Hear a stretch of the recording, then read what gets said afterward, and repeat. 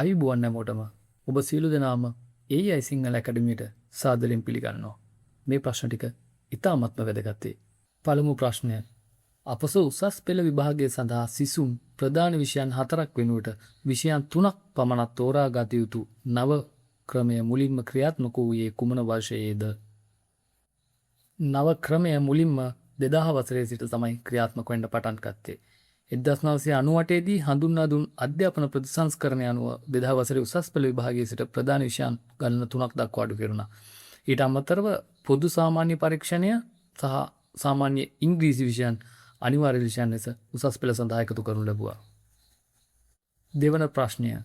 ශ්‍රී ලංකාවේ චිත්‍ර, නැටුම් සහ සංගීතය යන සෞන්දර්ය විෂයන් සඳහා ගුරුවරුන් පුහුණු කරන ප්‍රධානතම සහ ඓතිහාසික ගුරු විද්‍යාලය වන්නේ කුමක්ද?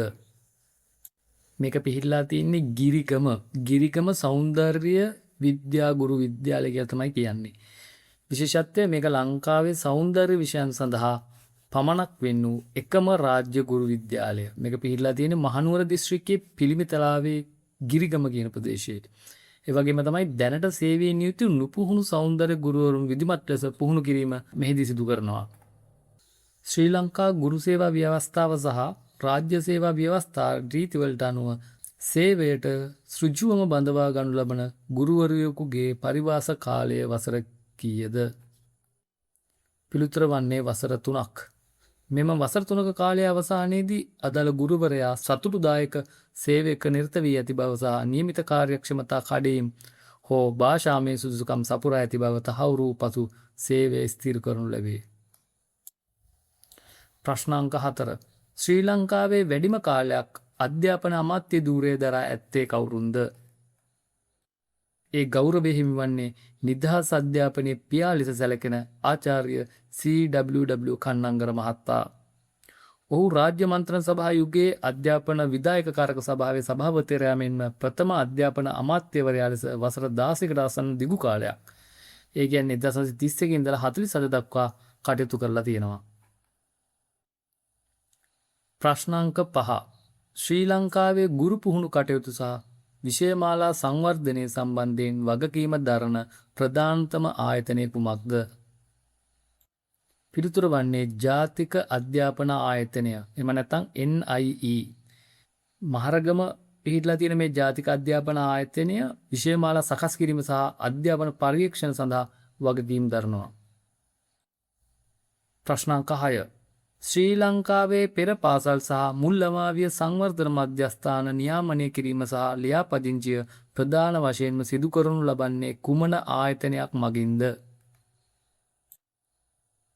පිළිතුර වන්නේ අදාළ පළාත් සභාවල පිහිටුව ඇති පළාත් පෙර පාසල් කාර්යාංශ හෝ අධිකාරිය සහ කාන්තා හා ළමා කටයුතු අමාත්‍යාංශ මගින්.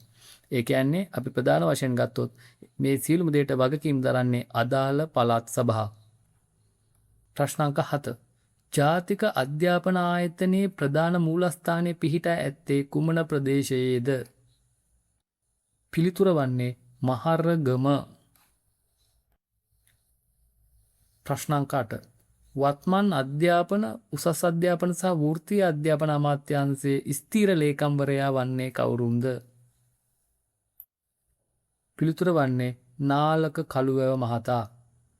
ඒ වගේම තමයි ඔබ මතක තබා ගත යුතුයි අමාත්‍යවරය වන්නේ අග්‍රාමාත්‍ය ආචාර්ය හරණි අමරසූරිය. ඒ වගේම තමයි නියෝජ්‍ය අමාත්‍යවරයා වන්නේ වෛද්‍ය මధుර සෙනවිරත්න.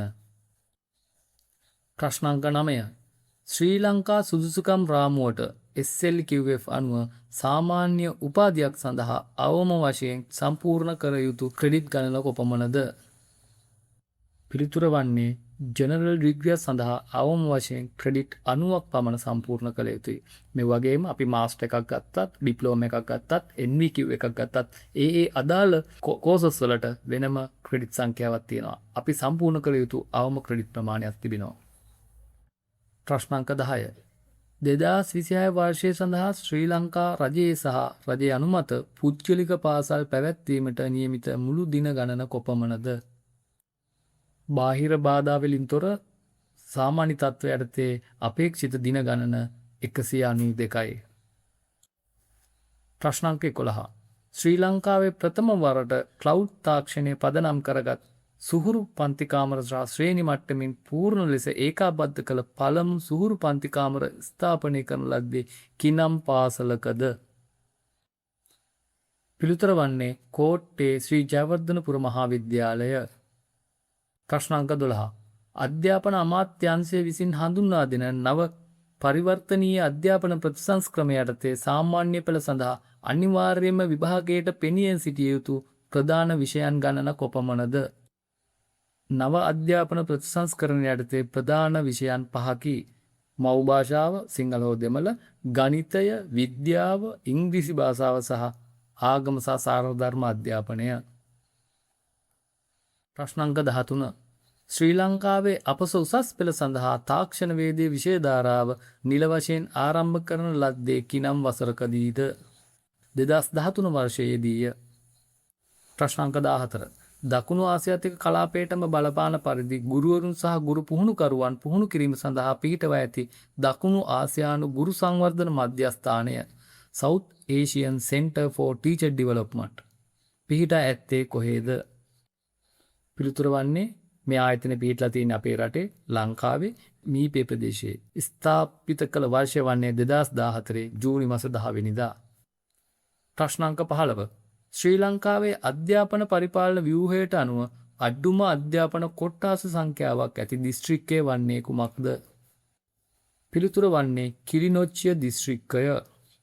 ඒ වගේම ඔබ අපගේ channel එක තාම subscribe කරලා නැත්නම් ඔබ subscribe කරලා තියාගන්න. අපි ඔබ වෙනුවෙන් තවත් ප්‍රශ්න 10ක් ඉතා ඉක්මනින්ම අරන් එන්නම්.